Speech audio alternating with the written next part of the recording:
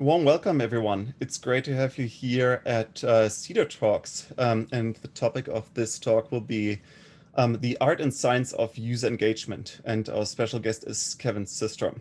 Thanks a lot for participating. Cedar Talk is a series of fireside chats with leaders from healthcare and technology and entrepreneurship. Bringing together and learning from the most brilliant minds makes us better as Cedar and inspires other entrepreneurs to solve the world's hardest problems. So as I mentioned, the guest for today is Kevin Systrom, who of course needs very little introduction. Kevin is the founder and co-founder and former CEO of Instagram, which he started together with Mike Krieger in 2010. While at Instagram, Kevin oversaw the company's business strategy and roadmap, scaling the community to over 1 billion monthly users worldwide, all while launching innovative efforts in creativity tools, video, and chat products. Kevin actually oversaw the launch and growth of Instagram's advertising products on feeds and stories, which today account for billions of revenue for its parent company, Facebook. I've followed Kevin's career for a long time and has been a great mentor to me over the past years here at Cedar. I'm really looking forward to today's Cedar Talk with Kevin and learning more about his perspective on user engagement, something that we at Cedar really care about and which is crucial to our success.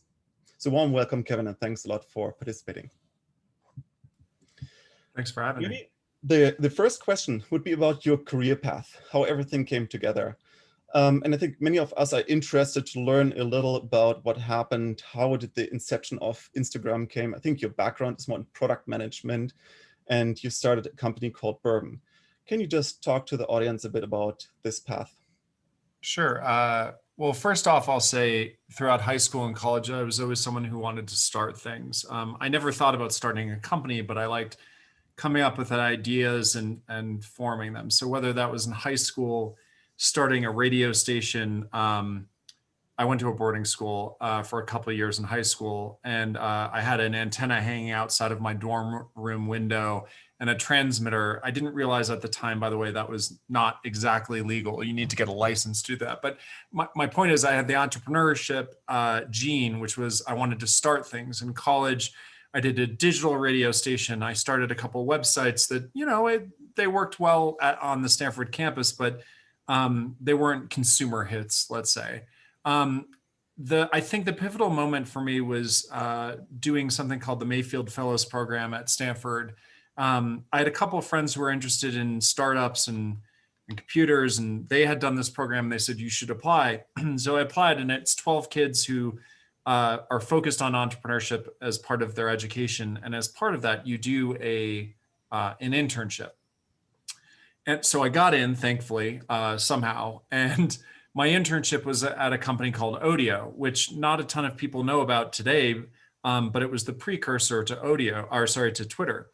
And so I met Ev Williams, I met Jack Dorsey. In fact, I think Jack started his first day as an engineer at Odeo. It was like my first day as an intern. So we became fast friends and learned from each other on the job. Really, I learned from him. But that was my first foray into social media. And then, that same summer, I remember meeting the Facebook folks and just thinking, oh, like I love social media. Maybe I'll do that someday. But like everyone else at Stanford, when I graduated, I worked at one of the big ones. So I went to Google. But long story short, working at a big company, I realized I saw all these little companies getting started, and I said, oh, I want to do that. So effectively, I hopped off, the career train and hopped onto the startup train. And long story short, went through a bunch of different ideas, but ended up wanting to start something that aligned with my passions around photography. I'm happy to go into the founding story of Instagram, but that's how I got to entrepreneurship in general and why I landed doing something like Instagram. And this, Kevin, can you talk to us a bit about this transition from, let's say, corporate fast growth tech company like Google, and then starting completely on your own, which is very different from each other. So what were the learnings that you had that completely surprised you and that maybe shapes also right now still your life? I still remember the day I was standing in I don't know if it exists still on the Google campus, but there was a cafe called No Name Cafe. And it was full of the nicest organic ingredients. And I think they were shucking oysters that day for lunch. They had oysters. And I remember stopping and just thinking like, okay, this has to be the peak. This has to be like, we've got to be at a moment in technology or a moment in this company where this is the best it's going to get. And by the way, that's not true. Google has grown significantly since then. And I think tech has obviously done very well.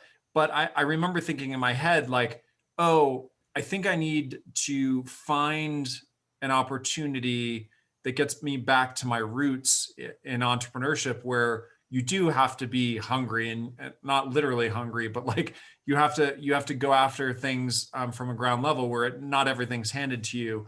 And that's where I thrive. By the way, not everyone thrives in that, but I love building from scratch, and I missed that. So the transition out was, it's kind of like jumping into, a like cold ocean or a cold pool, right? The shock of not having the systems around you that you used to have to run A/B tests at enormous scale, right? There's no one to run A/B tests when you don't have any users. So how do you come up with great ideas, and how do you convince people to take a chance on your idea? And the transition for me, I think, was a natural one, just because I was always seeking a home in that kind of uncertain yet exciting environment. And that's where I felt most at home. Um, at the same time, the contrast couldn't be more different, right? A pampered, shuttles, et cetera, to actually you're in a co-working space and it's kind of dirty, and you're working until 1 a.m. and there's no heat and you can see your breath. I remember my co-founder, Mike, days before we launched Instagram, we were working really hard late at night. And I looked over and I could literally see his breath in the air. It was that cold in our office. So listen, it was different, but it's the kind of different that someone who loves that different thrives on. And I did love it. I still love it today. And that's part of why I like being independent now, and getting back to my roots and getting to start new things. I think that's fascinating. Of course, Google is definitely, I think, the antithesis of a startup, definitely because of all the frills and all the support that you have. I think Instagram is probably one of the leanest company when you literally started that. I think you had around 30 million users with just 13 employees, and apparently also no heating. So that was new to me. Can you just tell us a bit on why do you think this scarcity of resources maybe promotes or generates creativity? Or what did you learn from being so lean and so frugal? Well, it's funny to me now when I talk to founders and they say, hey, look, we only have a team of 20. We're doing what you did. We're following your model. And I think to myself, like, oh, if I could go back and do it again, I would have hired 5 times as many people. Um, it's unclear if what got you there was because of those choices or in spite of those choices. And I think the reality is it was a little bit of both. So uh, in the in spite category, I think we spent a lot of time trying to keep our servers up, trying to make progress with a team that was too lean. Um, on the plus side, because of the lack of resources, I would say it kept us it kept us super focused on solving the right problems. I think there's a sweet spot in companies where if you have too many resources, people solve problems that users don't have, and they start to solve problems that either they think users have, or they, I think worse off, they solve problems that the company only has but users don't have, right? And you see that pattern emerge, and that's where things go off the rails with companies. So what you want is this sweet spot where people are hungry and you feel like you can't get everything done, but the stuff you're getting done is really impactful. And if I were to go back, I'd probably have 2 or 3 times the number of people we had right at that stage. But we were only on iOS when we launched. People forget that Instagram was iOS only. We didn't have a website. We launched Android after the Facebook acquisition. So like it all seems like it just exists now, but people forget that that's history. That's the history. And I liked that because it kept us razor sharp focused on building the right features and not trying to spend all of our time trying to mirror those features across platforms and keep things in sync. And so I'm a big believer that constraint breeds creativity, but like there's a certain level where constraint just kills everything. So you need to find that happy medium. And that's the guidance I give startups and businesses today. I think that's very interesting, and I think probably when you started it, you were not on AWS, were you? You had your real servers still, somewhere to take care of, which of course adds the complexity as well. I don't, sometimes I wonder how Instagram got to where it got, given how many mistakes we made. It gives me hope that anyone can start a business and that, you don't have to be the best. You just have to be, you almost have to be the most clever, right? I remember pitching, we had built Instagram, it was running, and we talked to someone and he asked, oh, like, are you on AWS? And I said, no, like we rented this server in this rack down in LA with this company, this co-location space. And they're like, what? That's like old school. And I remember just thinking, well, I don't know. That's what we did at Odeo. Like, that's what I'm doing now. And he's like, well, you should probably take a look at AWS. So my point is, we were relative babies in terms of starting a company. And I mean, to underscore this point, the technical folks in the audience will love this.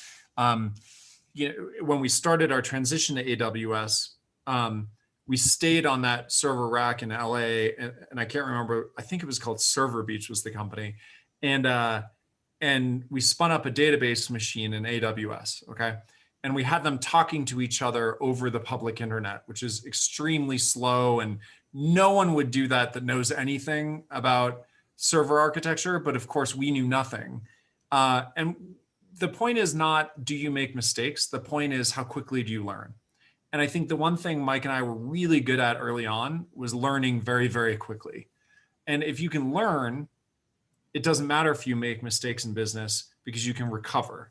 And that's often what I tell entrepreneurs and folks in the business world, which is measure your success not based on how many successes you're having right in a row, but rather how quickly you recover and how quickly you learn, because you are an adaptive system. And if you can adapt to those mistakes, you will succeed faster than people that just try to get their, what I would call success precision down, right? The percentage of projects they do that are successful versus just saying, no, I'm just going to rebound really quickly and learn like a dynamic system. But man, did we learned a lot. Trial by fire.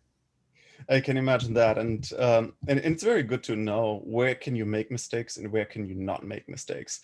So I sometimes, of course, and I mean what you have built at Instagram is of course a huge inspiration for us, but Cedar is in a very different space.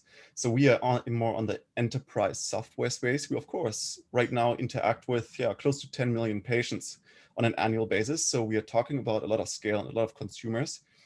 We for sure cannot make any mistakes on data security, on privacy, and on these integrations. That really what I think kill the company, and we make sure that we don't make mistakes there. On the other side, of course, it's very interesting to understand where can you just say, okay, I defocus this. I'm not going to have that on my product roadmap, and knowing what not to do. So maybe would love to ask you, Kevin, right now. Cedar, 150 employees, dealing with around 10 million patients, doing well. What are the mistakes that we will for sure make that you learned and you will tell me, Florian, don't fall in the same trap? I'll put them in two categories: product decisions and people decisions. On the product decisions, what I will say is that, I remember making decisions like adding video to Instagram or the first version of Instagram Direct, and neither quite fit, right? Only when we refocused our product building process on focusing on the user and the problems they have in their day and how this product serves them as a servant, right? Did we realize that instead of trying to, project our view of what they should be doing onto them, shaping their behavior or telling them they should use something just because we thought it was cool, we reframed it to they're the boss. They're going to tell us what you have to have this humility. They're going to tell us what they love, what they don't love, and they're going to be ruthless about it in a way that employees are not, right? So let's build things they love, and let's start with what problems they have in their day, and let's start with what problems this product already solves for them. And the second we started to do that, we had this amazing run of like a year and a half or so of just hit after hit, whether it was our relaunch of Instagram Direct, which became a very large chat service, whether it was stories or the redesign of the app. It was like the best product run I've witnessed in a company in a long time because we focused on the customer. And I think what companies end up doing is they end up trying to solve their own problems, their strategy problems, their competitive problems, trying to hit revenue targets. Like instead of saying, you know what, like we don't matter, customers matter, so let's focus on them. And it sounds a little trite, but like it's amazing to see companies fall into one of these two categories. They're either solving problems for people or solving problems for themselves. And you can very quickly distinguish which companies are in which buckets. And the ones that crush it are the ones that solve people problems. Now, I would say there are people decisions that I think I look back on and I say, oh, like, first of all, this isn't a comment on any one person. This is just a comment on hiring in general. It's really, really important to get the team right and do as much research and work as possible as you can to make sure these people are the right people. I would rather have an open position for a year than fill it because we just feel like we have to fill it. I think that's one mistake that every company makes time in, time out. And it ends up costing so much more in the long run. The second order consequences of bringing in the wrong team member, whether it's a cultural fit or a talent mismatch or skills mismatch, is enormous, incredibly enormous, right? So make sure that you are building the team thoughtfully. And then as a leader, you never let that go. And I wish I had remained deeply involved in our hiring process, even years later, even at some of the more junior levels, because I think the team you build will build the product that your users interact with. And if you don't have that right match among the team members, the product comes out the wrong way. These are not revelatory, statements. Every entrepreneur has heard them before, but I think both are worth underscoring. Yeah, I think that's of course, that in theory as an entrepreneur, but then in practice, it's I think very tough because fires are burning. You need somebody to fill this, and then keeping the bar high, I think, is one of the most important things. We at Cedar Can I here. say one other thing on that, which Yeah, is go ahead. I think junior, quote unquote, junior people will surprise you. I think far too often people, especially leaders, will look at someone and then lump that person into their current level or their current. Your job is to stretch people, and you will always be amazed at what humans can do when they are stretched, if they're good. Yeah. And that's just another thing to keep in mind as you're building your team. Often I think leaders underestimate the abilities of the folks that could step into a senior role internally.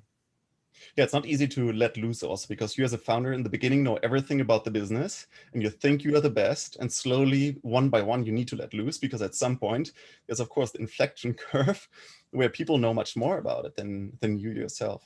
And we I have was one. talking with a friend about this. Like, you by definition are the best at it because you started it, right?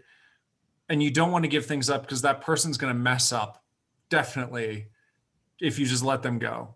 But what you realize is there's an entire skill in that delegation and that leverage that if you master it and you train them well, not only can you make sure they do it well, they can surprise you. And then all of a sudden you've got leverage. One of the guys I talk to a bunch and follow his Ray Dalio, and he talks a lot about personal leverage in his company and how every hour of work he does equals 50 hours of work, right?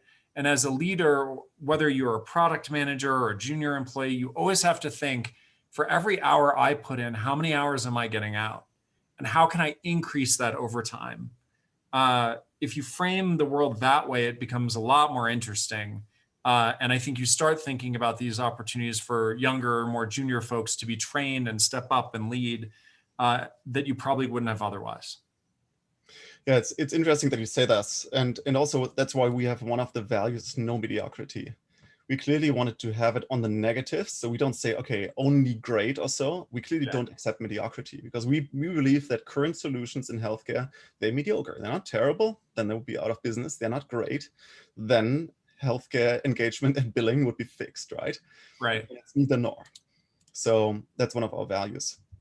Would love then to talk about the first point you mentioned on the product and specifically on design and data science. I think that's one of the pieces where definitely you as a founder and leader and Instagram, of course, excels. Can you talk to us a bit on beautiful and intuitive design and data science? How does that somehow fit together? And hypothesis, why didn't arrive at in healthcare yet? Pre-Cedar, of course. Well, first, I think it's important to realize that the industry that you and I have started companies in, and a lot of the folks that are on the call have either started companies or working in, um, like the history of the internet is really short. Like think about the history of product development on the internet, how many years that goes back. I mean, you could say 20, but really modern web development and modern practices, like it's a really short book compared to every other industry in the world. So first, I think we need to realize that there's this arbitrage opportunity where the best practices from some of the smartest folks who are just out of college, who have learned the best new ways to build businesses and products, haven't yet applied them to older industries. I just talked with this company this morning. The founder, his story was, he was trying to sell an umbrella, like this umbrella he thought was really cool from New Zealand, to a bunch of retailers. It was a side project for him and his friend. They thought this was a cool umbrella, and they realized they had to go to all these trade shows and in order to get retailers to buy this umbrella for their stores. It's a pretty unsexy object, right? But it's interesting. And he mentioned that by doing that, he looked around and he was like, this is the most old school process. It's fraught with risk. It's fraught with waste. I'm going to bring this online. And he started a company called Fair, which is doing very, very well. And it turns out like it's a very basic idea, but it applies the modern principles that he learned at Square and before that as a consultant to an old quote unquote, industry that just hadn't been disrupted yet.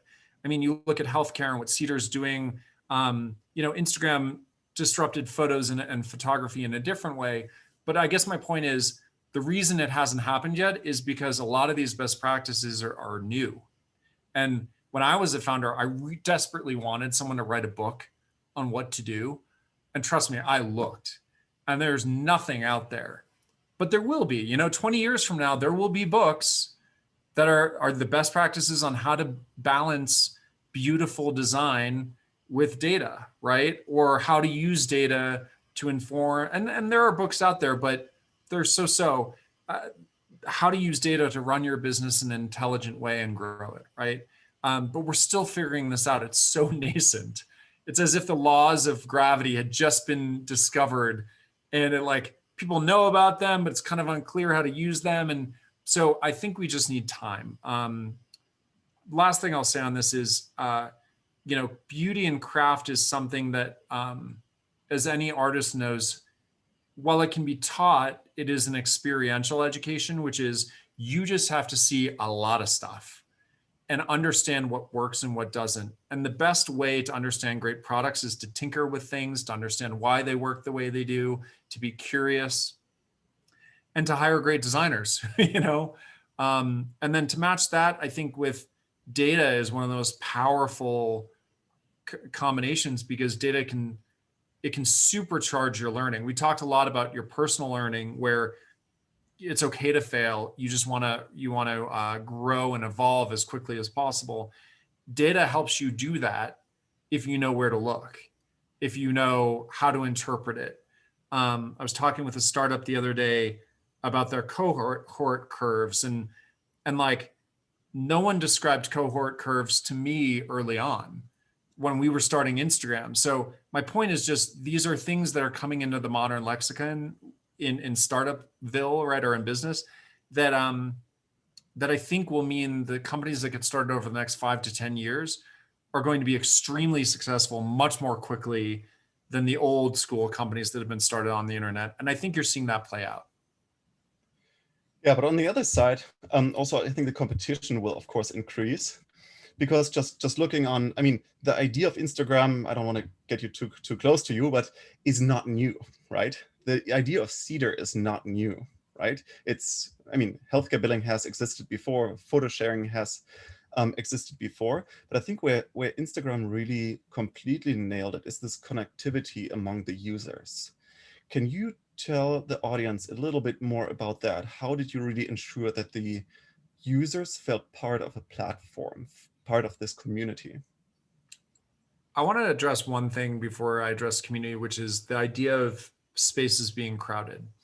Um, if you take a step back, and you ask people about a new idea you have, often the answer will be like, oh, that's a crowded, slow space, right? And you're kind of like, well, maybe that's why it's an area ripe for disruption. I remember pitching Instagram to people and they're like, photos? Why would you do photos? There's no money in photos. And they used to show this graph of exits in video and exits in photos. And, the photos, it was tiny, small graphs. And then YouTube, it was huge. And everyone's like, video's the future. And while I agree, video is the future, the question is it a replacement for the past or is it an expansion of the past? And to me, it was very clear that photos hadn't really had much done to it in a long time. I mean, the last innovation before Instagram and photos, it was like people tagging on Facebook. And I think far too often people assume that just because an area is old or has been tried a bunch before, that there's not an opportunity there.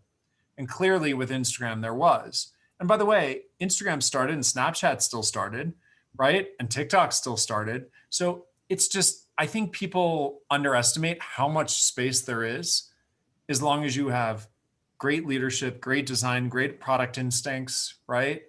And a differentiated offering. You can't just do the same thing that everyone else does. Now on community, we had this saying, it was our first value at Instagram, which was community first. And we often said anyone can build a photo sharing app, but not everyone can build a community. And I think that's the thing that we did really well from the beginning that differentiated us from all the other photo apps. Our first hire was not an engineer, it was a community manager because we wanted to do meetups and we wanted to figure out how to inspire creativity among this community and give them the tools they wanted and keep them really close to the product development that we were doing. And it seemed like that really worked. So to answer your question directly, I think, if it's a priority, staffing a team around it and actually living by that value, which is you put your community first. It comes back to like, are you building products for your company? Are you building products for your community? And if you focus on the community, I think great things happen. It's an interesting point what you mentioned that it's it makes sense to also enhance a product that already exists before you start something completely new. It's for us basically the same. So we don't right now completely ignore physical statements. We still send physical statements to patients if that's necessary. But of course, we redesign them, make it way more intuitive, have a QR code on it. So slowly nudge patients to pure digital instead of going 100% digital, because I think we'll leave a lot of users and patients probably, yeah. I think there's another way of looking at this, which is think about the ocean users have to cross to get to a great solution. So like when I remember sitting in my little room in Palo Alto, editing the photos I'd taken with my digital camera in Photoshop, which by the way, Photoshop was expensive. And then on top of that, the amount of things you needed to know and learn to make filters work the way they work in Photoshop, it was like you had to know about curves and you needed to know about overlay layers and opacity. And that was fun for me. And I would follow these tutorials online and it was super interesting, right? But think about the ocean that exists between achieving that and most people who are taking photos on their phones, right? Like it's enormous. But like, let's imagine you could move continents and put them next to each other. Would people flow from one to the other really quickly and really easily? And would they love it? And the answer is yes, it turns out with Instagram, right? Um, so sometimes the best ideas are by identifying those continents and bringing them closer together through ease of use, through all the things you just described. It's these minor little things that bring them closer together, and then it unlocks this connection. And it's as if you're taking, I don't know what the electrical, analogy would be, but it's charge on one, particle and charge to the other, and you're bringing them close enough, and then zap, it goes. Like that's what product development should be like, and that's the principle we often used, I think, at our best at Instagram. Yeah, that's interesting. And also sometimes you need to probably stretch it and pull them apart again if you want to monetize, right? Can you maybe tell us a bit on what were your thoughts of thinking or maybe guidelines? Because sometimes you need to, you need to monetize the platform, and Instagram has done it extremely successfully and well. But sometimes that also creates friction because not everybody wants to see, of course, the advertising. So how did you balance basically the product roadmap on what the users want versus what makes the company sustainable and also profitable in the long run? Well, first off, we had a prior to look at in terms of a model, right? It wasn't like we were inventing the wheel, like we were reinventing the wheel. There were plenty of social networks or plenty of models for social networks between Facebook and Twitter and others that showed that advertising was a viable route to go. Digital goods, there was a prior on that, but not quite in the United States and Europe. And subscriptions, not as much either, right? So it was pretty clear to us we were going to go the advertising route. And then the question was just like, how? And we needed to figure out the balance of not only the form factor, which one of our principles was make it feel as natural as possible. Like advertising turns out doesn't perform when it feels super, when it doesn't feel native to the platform. So, if it doesn't have comments or if it doesn't have likes, and I think early on, our first advertisements didn't, like, I want to say we had a big argument about whether or not they had likes and comments. And eventually we decided to make them have likes and comments because it felt more natural. Most advertisers didn't have square creatives, right? And Instagram at the time was square photos only, right? So we decided to relax that constraint, which it turns out users were very happy with. And then it also meant that advertising fit very well on the platform. So it was a win-win. But then the second consideration wasn't just form factor, but instead it was like intrusiveness or ad load, right? Like how many ads can you see before it feels like it's too much? For some people, that's ads at all. And to them, our statement was like, listen, we're working really hard and it's not like it's free. Got to pay the bill somehow. So we feel like there's a trade there that is, there's a fair trade to be made. And then there's, of course, the extreme, which is you dial up the ad load to the max, and that feels like a crappy experience, and you can see it in the engagement metrics. So the question is, threading that needle and figuring out where you lie. And it turns out there are different amounts for different people based on their engagement and all sorts of things. And then there's relevance, which is instead of just putting crappy ads on the platform, how do we make sure these things are extremely tailored to what you like, so much so that people expect, or they suspect, that if they mention a product in the same room as their phone, all of a sudden it shows up in an ad. By the way, that's not true. It doesn't work that way. Or at least it didn't work that way when I was there. I never saw anything like that. But can you become personalized such that it feels like, oh, you know what, I am into mountain biking, and this is really helpful because I was thinking I needed that new tire or that new whatever. So that's how we thought about it, which is it's a trade, but then also try to do it as best as you can. Now, last thing on this, when we launched stories, I learned my lesson. I said, you know what, we should be doing advertising earlier than later because it's going to take a long time. And we don't want to introduce a product and have it around for 5 years, not having advertising, and have people expect that's the status quo. So let's find a way of introducing it earlier than later. And to my knowledge, it's one of the fastest growing lines, at least at Instagram, if not Facebook. I haven't been there in a while, so I don't know. But it was very, very successful as a new format. Thanks for sharing that. Can you maybe we change right now a bit the topics and talking about you as a leader? To whom did you really turn to in order to learn, get mentorship, and get better as a leader? Well, I'd say honestly, for the first while of my career, it was very it was a very isolated experience, because how many people on earth have gone through starting a company, it scaling to many, many millions of users, selling it in less than like a year and a half, maybe a year, depending on how you count it. And it just skyrocketing. Like, there, again, what's your prior, right? And it turned out the only other person I knew was the person I sold the company to. And by the way, I think he was figuring things out too, because there's not really a prior for him. So I instead of spending a lot of time with individuals, I would spend a lot of time studying how leaders acted in history through different situations. And then towards the end, I mean, I mentioned Ray Dalio. I think he's just a really interesting thinker, and obviously controversial in many ways, but I like his expansive thinking and how he thinks differently about leadership and about running companies. And that was very helpful towards the end as well. And listen, my career is not over. I'm 36, and I think there are going to be many mentors going forward. But one of the things that I consider now is, how can I take the learnings I've had and make sure no one has the experience that I had back in the day, which is you don't really have anyone to learn from, because it's such a rare experience.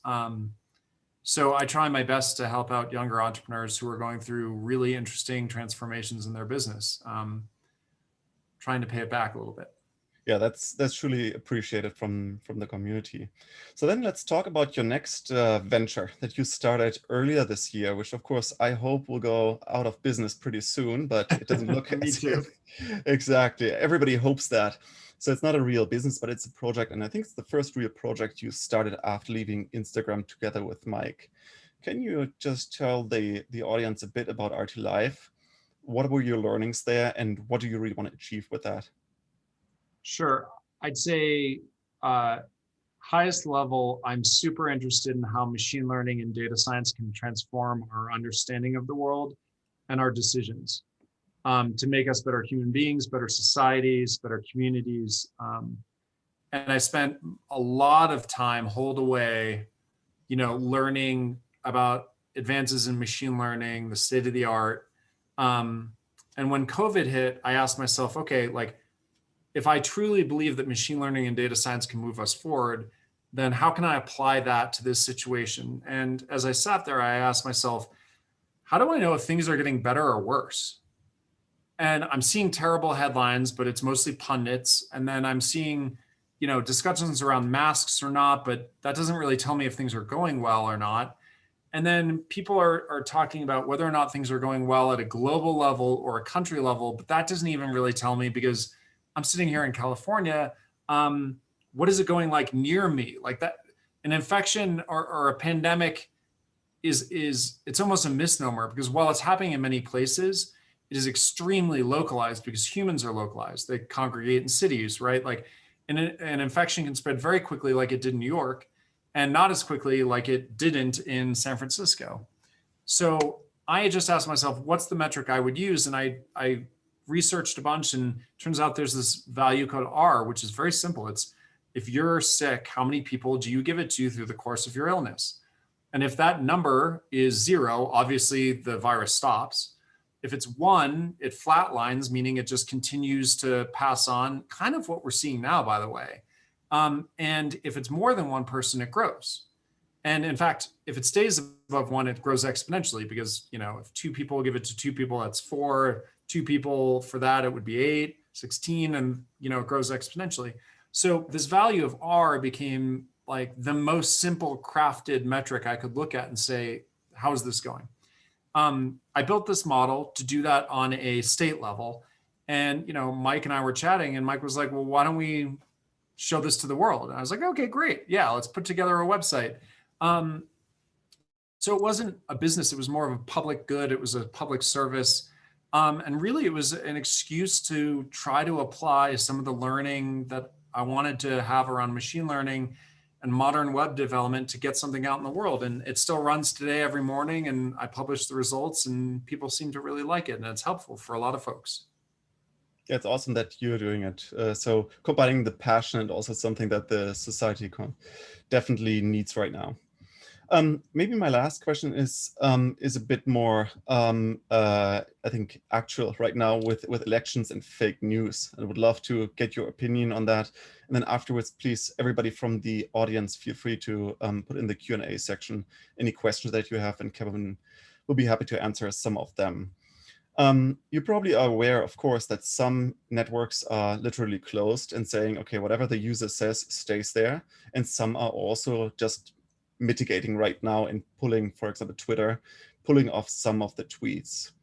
Can you just share with the audience a bit on what is your view on that? What should the social media do in order to be sustainable and also good for society? Well, it's a hard question because I don't think there's a single answer. And I think this painful process that a lot of these networks are going through is the process that is in some ways necessary to come up with what is the best practice and understanding what is the rule set for dealing with whether it's misinformation or fake news or what have you. My experience, though, is that all information, not all information, but all topics that we consider not appropriate for being discussed online have at one point been considered opinion, which is to say, in history, if you look at things, whether it's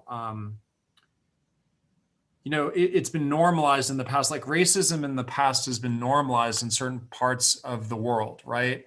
And of course, today we look at it and we're like, that's terrible, right? And that's unacceptable. But at certain points in history, in certain communities, it was somehow normalized. And what I worry about is that certain things are normalized now, that 50 years from now, we'll look back and we'll say, that's crazy that we allowed that to happen. And that we don't realize that this is a pattern that happens over and over again in society and throughout history. And that we say, hey, this is just politics. When in fact, again, 50 years from now, we'll look back and say, no, it's not just politics. That's in fact wrong. And we've decided that that's wrong. And that we don't get there more quickly is one of my concerns. So what is allowed and not allowed online is often, it's a judgment call for a lot of these networks, but that's because society hasn't decided yet that it's just plain wrong. And it's now in this bucket of just plain wrong. And I hope that we can get to that statement or that categorization much more quickly, both as a society, but also the leaders running these companies, that we can get away from the normalization of opinion that is just so clearly harmful. That is not an easy place to be, given that not everyone agrees with that statement. So, I don't envy the enormous task that a lot of these networks have in trying to figure that out. But I think it's a very important one for society, and one that will end up in the right place eventually, I'm sure. Yeah, it's interesting. So these new media, there are of course no regulations, and I think the society needs to just at some point figure out, okay, what makes sense. Let's go to questions from the audience. Feel free, of course, can also to pick some of them. Why don't we start with this one, which I think is interesting. What makes Instagram determine how much visibility or lack of visibility a post gets? You, of course, will share right now the algorithm with all of us, I think. We appreciate that. Um, well, first off, I'll say when I worked there, I wasn't super close to the specific algorithm, meaning the details. I know the people that developed it, and I know the principles we used to develop it. But it's very possible in the couple of years since I've been there, it's changed dramatically. So, unfortunately, the answer is I don't know. Um, but if I can take a step back, one interesting thing I think TikTok has done uh, is the idea that it's not about how much distribution you have. It's about how engaging your content is. I have a friend who has no following whatsoever, and he wanted to do a test to see if he could go viral with no following. And he posted a video he thought would go viral, and it did go viral. And he proved that, TikTok is one of the first services that has that democratization built in. And that is unlike other services, whether that's Facebook or Twitter or Instagram, where a lot of the distribution of your post relies specifically against how many followers you have. And I just think that's a really interesting thing to think about if you think about the development or the evolution of these social networks. But I don't have any tips for making your Instagram account great or how to get more followers. In fact, I try to stay away from those discussions. But I think it's interesting to think about in the abstract that, like, come back to our discussion around, do you build for yourself or do you build for people? And, it's trite to say, but like the best way to like make a great movie is make a great movie. There's no like formula. It's like you make great content and people like it, and then things go really well for you. But there's no way to hack that and force something bad to be good. So unfortunately, the answer is hard work. What a bummer. Who inspires you, Kevin? Who inspires me? I mean, my family inspires me. My wife inspires me. She's doing amazing work with the environment and trying to fight climate change and spending her time, transforming what I think is one of the scariest and existential problems of our lifetime, if not our children's lifetime and their children's lifetime. What is she Uh, doing there? she's on the board of a bunch of different organizations, helping them bring investment into early innovation in technology that can solve climate change. So think very early companies that are developing new batteries or energy technologies, carbon capture, that kind of stuff. And when I think about that, it's awesome because, in our businesses, in a relatively short time frame, whether you're successful or not, right? Yeah. And in climate change, you can't A/B test the environment, right? You don't have a dashboard internally of like, hey, we did this experiment and this thing worked and let's double down on it. It's really tough and it's political and it's multinational, right? Like you're dealing with countries with different policies. And so what a cool mountain to climb. And if you win, the world is better off. And I think that's that's inspiring to me. Yeah, that makes total sense. It's a very difficult problem because nobody really feels responsible, but everybody, of course, shares also the suffering, and especially you in California right now, you know what climate change is, and it is absolutely devastating, I think, for everyone. Kevin, do you want to pick one of those questions here from the chat? Yeah, sure. This one was interesting from Jenny. She says, what specifically have you found to be the most effective channel for listening to users, both individually and in high numbers?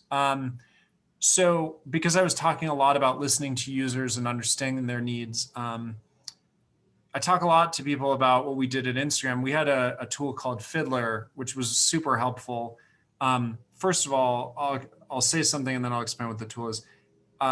How many times have you sat there opining about what your users think or feel or are doing and what they need without really understanding what they're doing?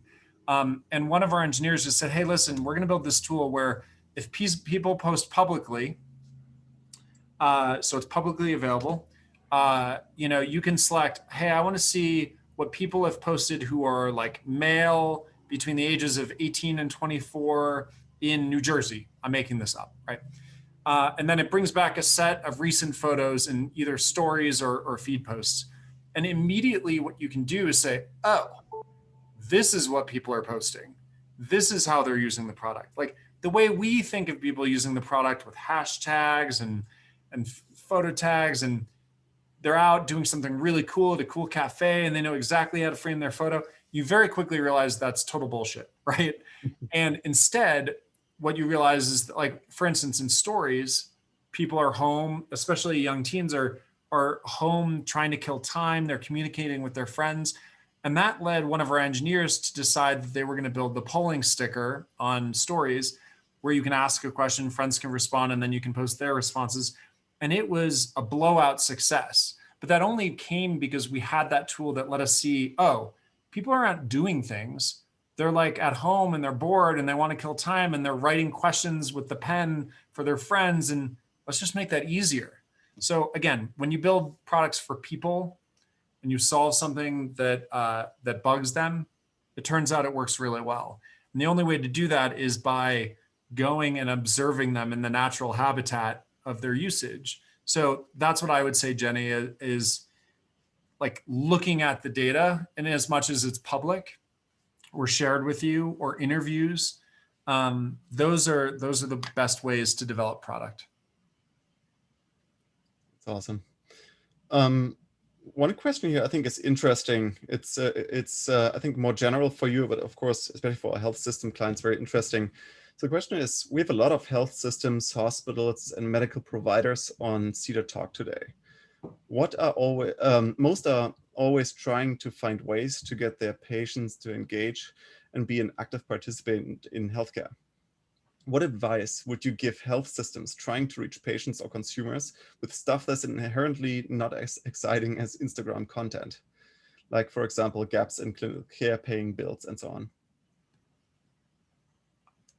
Your job isn't to make uninteresting interesting. It's to figure out why it's not interesting or why it's painful, right? Like, let's take a bill, for example.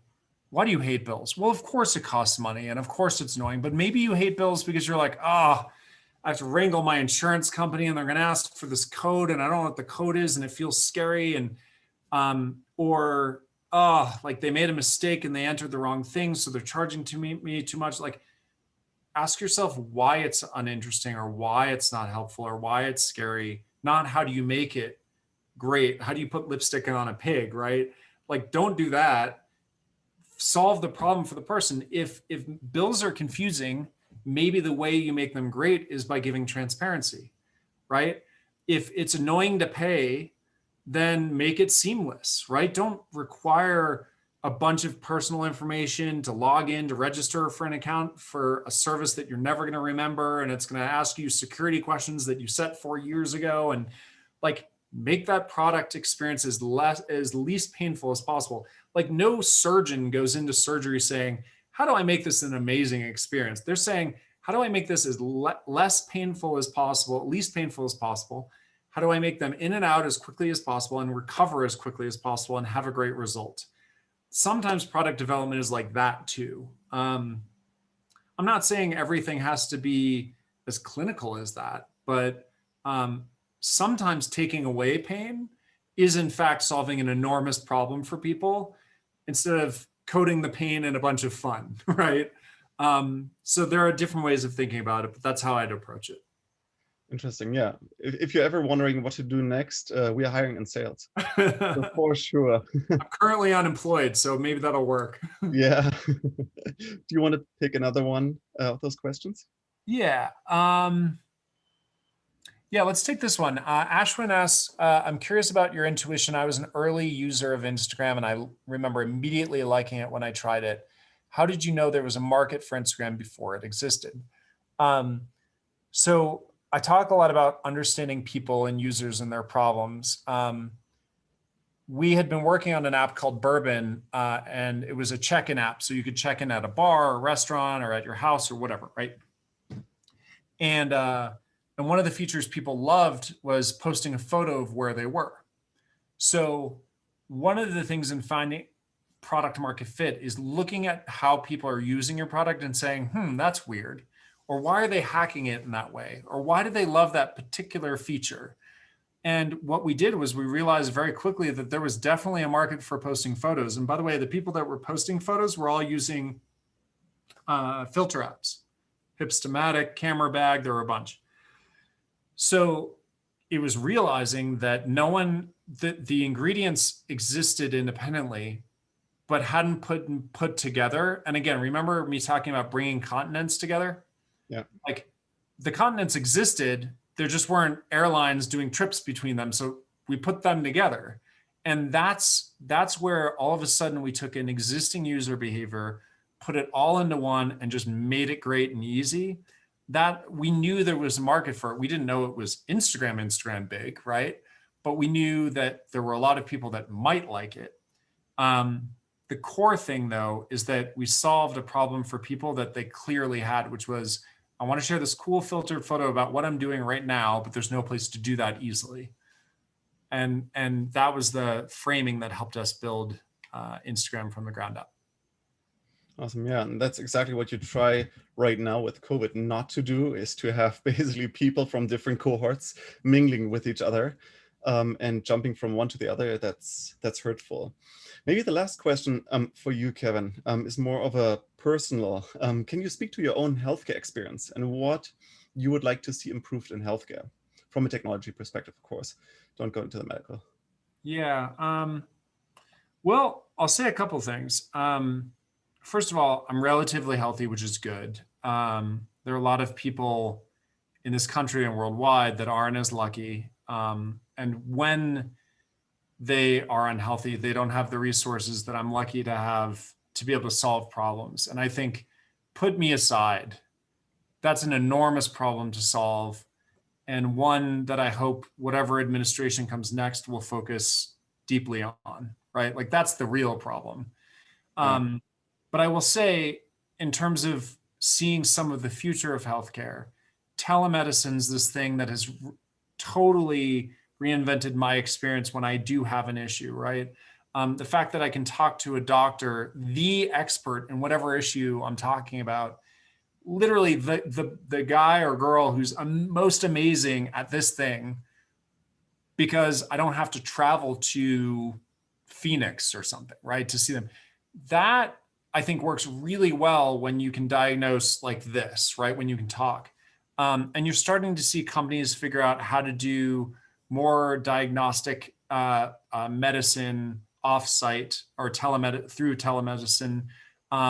Like, you know, our child, you know, we have this kit that her doctor has that they can do everything, you know, via telemedicine, but you can actually see blood pressure, temperature, and all this stuff. So I think what you're going to end up seeing is that the level of healthcare will rise dramatically because of telemedicine and the availability and the of the physicians and the reduction in the friction of driving to a place, waiting, right?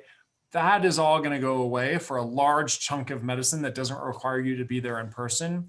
So I'm very optimistic when it comes to healthcare in terms of it getting better. But I think some of the more fundamental issues that I discussed at the top of the question are the things that need to get solved first, which is that it's a broken system, it's too expensive, not enough people can get the care they truly need. So that's, I think, where we should be focusing our efforts.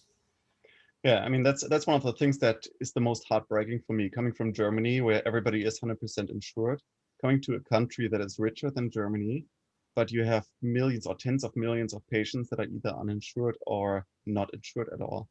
I think that's literally something, and probably this is not fixable from the private companies, but this needs to come from the government. And I strongly am an advocate for that. Kevin, this was amazing. Thanks so much So for fun. taking the time and being our guest here. And thanks, of course, everyone also for joining. On November 11, we have our next talk with Mark Andreessen and Scott Cooper joining us here. So feel free to register and tune in. And thanks a lot, Kevin, again. Awesome, guys. Thank you very much.